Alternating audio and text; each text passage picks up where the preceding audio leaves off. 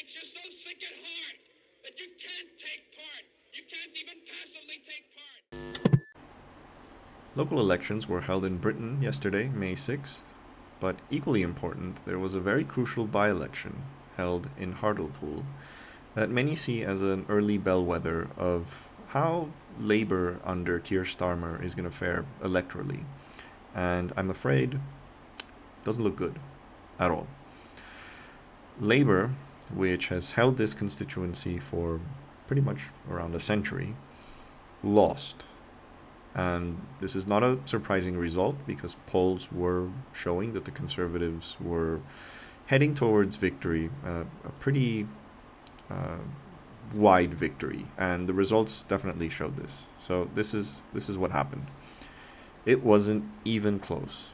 Jill Mortimer, the Conservative candidate, won with 51.9% of the vote, which was almost double that of Labour's Paul Williams, who won 28.7%. So that is a crazy result from a district that was traditionally a Labour district, very working class, not a particularly affluent district in any way, but which, as with many of the other red wall districts in the north of the country, is very pro-Brexit. This was a constituency that I think Brexit support was something around 70%. And Labour has really struggled in the northern districts, which they've traditionally held, a very working class district, but somewhat socially conservative, and more importantly, very, very Brexiteer. But we can't just blame Brexit for everything, can we?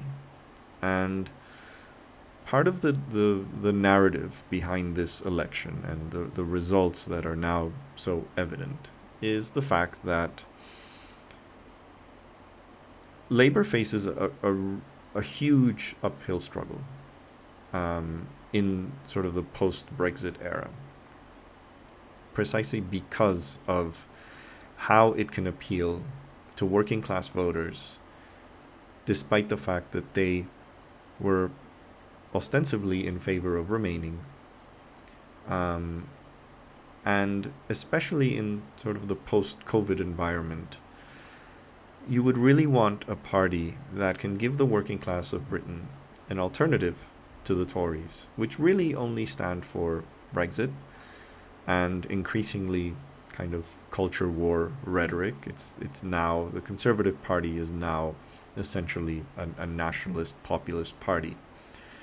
And Labour seems to be struggling with this because it's trying to play the same game in some respects, but at the same time it's completely failed to offer an alternative.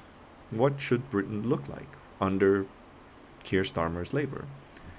And this Guardian article on what happened in Hartlepool really is kind of illustrative of how Labour really is struggling here. So it says here, the Labour head office was obsessed with us getting a flag, said one organizer, bemoaning what they felt was a lack of substance to justify it. Quote, there was no fleshing out what the flag means or what policies have changed because we're now patriotic. It was just bung a flag up. So here's the thing. If you're a leftist party, you will always be accused, and Corbyn was accused considerably of being unpatriotic, of hating Britain. And so the response from the Kier Starmer leadership is, well, we have to show how patriotic we are. We're now going to fly flags. And that's just it. Symbolic. Let's fly a flag. And no, like this article says, no lack of substance, no substance to justify why you're hanging flags and now why you're so obsessed with flags. And people just aren't buying it. And the fact of the matter is, leftist parties can't get away with this the way that right-wing parties can get away with this. Symbolic patriotism comes naturally to the right. It doesn't come naturally to the left. And really, we shouldn't be engaging in these kind of politics. There's also, I mean, there were many things that worked against Labour. It's their candidate, and this is something that really infuriates me. Their candidate was seen as too polished. Meanwhile, the Tory candidate, Jill Mortimer, was described approvingly as authentic when a focus group was shown footage of her fumbling a television interview. Similarly, voters who spoke to The Guardian often described the Eton-educated Prime Minister as more down-to-earth than Kier Starmer, the son of a nurse and a toolmaker. This really makes me want to bash my head against the wall, because it's insane. Okay, so if you're a working-class district, you probably don't want a guy who's always dressing in a nice suit walking around, because people won't identify with a guy like this. But on the other hand, if you fumble television interviews, like, what does this say about your capacity as a candidate? And it really says something that people would rather prefer this person, this humanely imperfect person, just because they're showing their mistakes. But when Labour makes mistakes, they are just horrifically punished for them. Like, there's no room for error. Understand the game here. Like, the uphill struggle that leftist parties have to often undertake, and especially in a country that I think is like naturally conservative, like Britain, is just imagine you're playing football and you're playing against one of the big football nations. You know, you're playing Brazil, you're playing Germany, you're playing France. In theory, you can beat them, but you have to play a perfect game to beat them. Whereas they don't need to play a perfect game to beat you. They can, have gone out partying and be in a hangover, and they can still probably beat you. Whereas you have to play perfectly. And I think this was a mistake that Corbyn made, that he assumed, or he cared too much about the fact that the playing field was not level. Like, the media was always against him. All the scandals around him were much worse and much more amplified than the scandals involving the Tories. And I think he complained way too much that the playing field was not level, rather than attempting to play regardless of the fact that it wasn't level. And I think that's what you have to do. You have to stop complaining, because you can't change this reality. You have to accept this fact. Leftist parties will always struggle. And in certain countries like Britain, they will struggle more than others. That's a fact. No amount of whining will change this. But it's still infuriating. Like, it can't be that an Eton-educated Prime Minister, Boris Johnson, Bullingdon Club member at Oxford, someone who has had his entire life handed to him on a silver platter, who has never suffered any sort of professional consequences to his behavior. He can write racist articles on a newspaper. He will not get fired. He can still become the mayor of London. He can have a horrible handling of the pandemic and still remain notionally popular. Whereas Kier Starmer doesn't have that advantage. But here's the thing. This is quite generous to Kier Starmer, because he has been far from ideal as an opposition leader. He is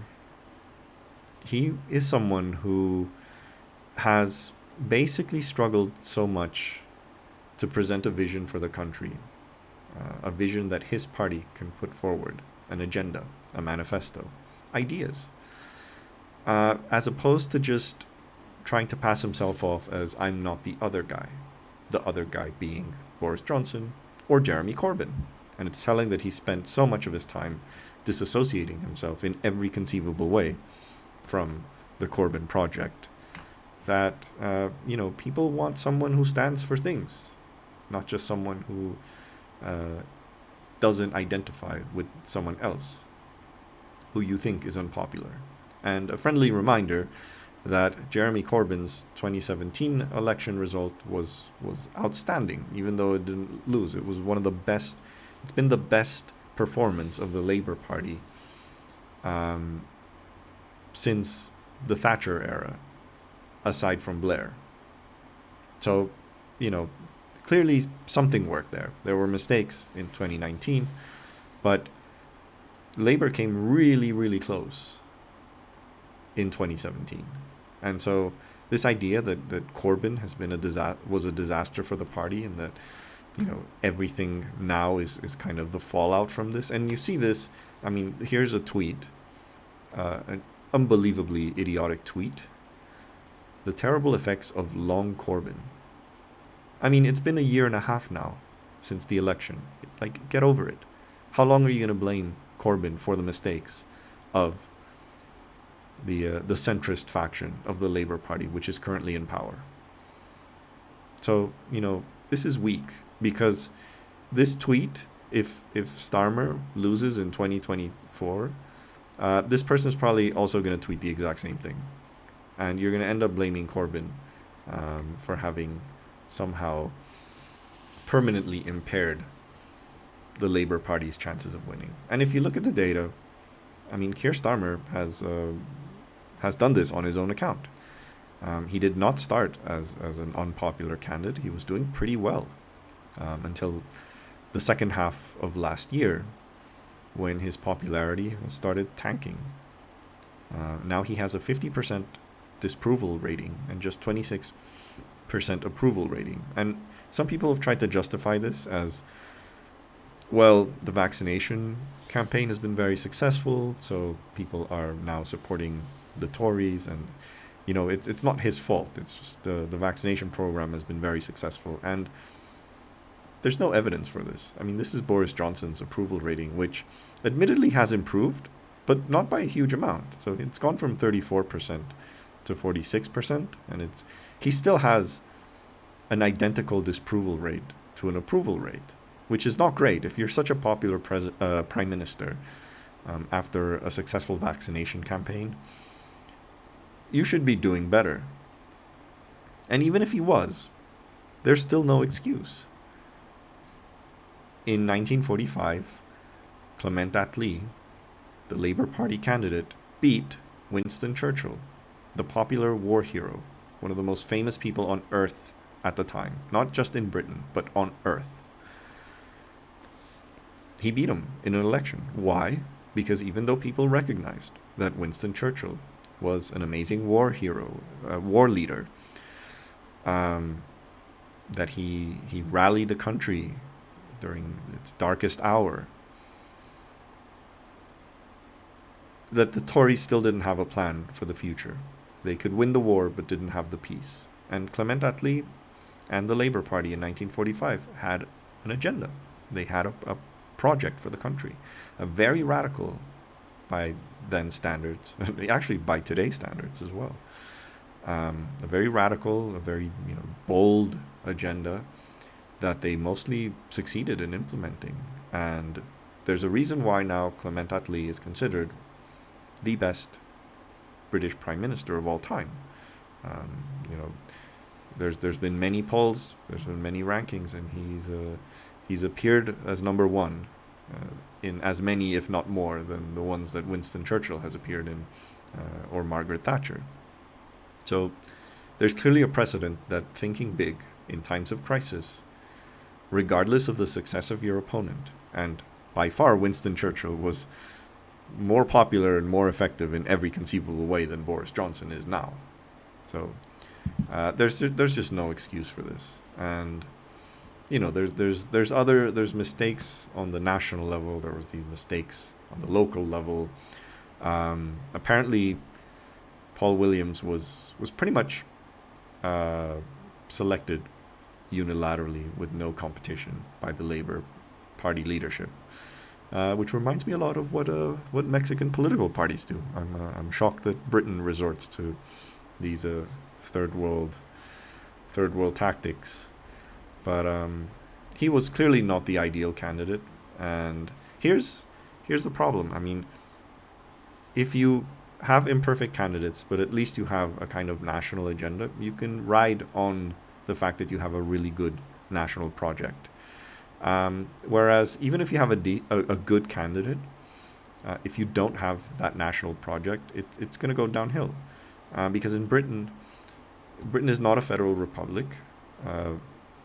Local councils don't have as much power to change policy, to create employment, to bring jobs in, a lot of that is because of government policies on a national level. And so the Tories are really good at sort of blaming local Labour politicians rather than the fact that they've run the country now for 11 years. And clearly, if you have a district that's not in its best of moments, it's really not because of their local Labour leadership, it's because of bad Tory economic policy for the past decade. So Labour needs to use the exact opposite strategy. It needs to have a good idea on a national level to make up for the fact that you will not have all the solutions for a small city or a small district. And this is what happens when you don't have that vision. This is an interview made to Paul Williams by Owen Jones. The videos from Novara Media, a very good lefty YouTube channel. I strongly recommend, if you follow British politics, take a look at Novara. They're quite good. This is the interview, and it's hilarious because he just can't answer a simple question of what Labour stands for. What is Labour's vision for the country now?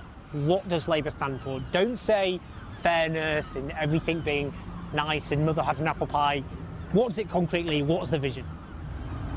People in this election aren't talking though about Labour's vision for the country. They're talking about Labour's vision for Hartlepool. Well, it's both. But okay, what's Labour's vision for Hartlepool? That's unique and different and distinct. Yeah. So the best companies come to Hartlepool to provide the best jobs because we have the best trained people. Do the Tories disagree with that? Because we've invested in people right from the start of life, and you make that difference to children. So by the time they start school, they're not behind their peers. They can read. You then have small class sizes and really good. My kids are at primary school, and they say that the class sizes are large. Their head teacher talks to me about cuts in schools and having to reduce teaching assistants. So you help the most vulnerable children. You help children with special educational needs.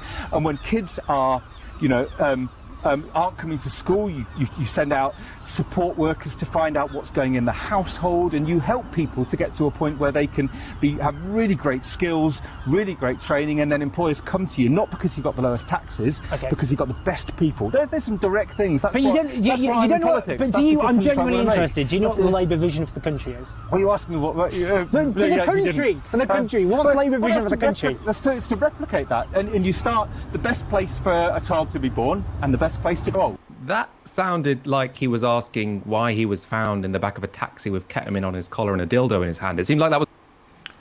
I couldn't have put it better myself. I mean, this is a relatively simple question that if you can't answer, it's because there isn't. Labour leadership has not given the guidelines of what this agenda is, what this vision for the country is, and you can't expect a local candidate to answer that question if you don't already have a template that exists, a manifesto of ideas. So I fear that this history is just going to keep repeating itself. That's very unfortunate. And on the plus side, I do hope that if Starmer and his team are smart enough, they'll realize that this defeat has serious consequences, that it's clear that the factors that led to Labour losing so much in these red wall districts in 2019 has not gone.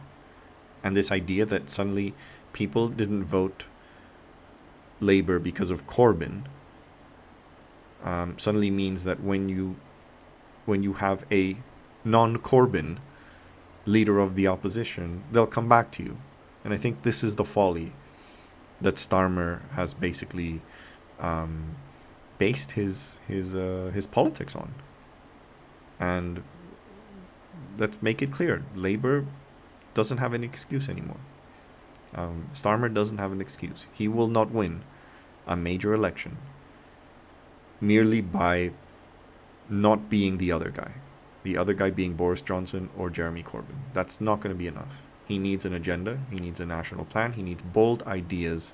And yes, they need to be from the left. Because he's never, ever, if these bold ideas come from sort of the center or the right, the Tories will always one-up you.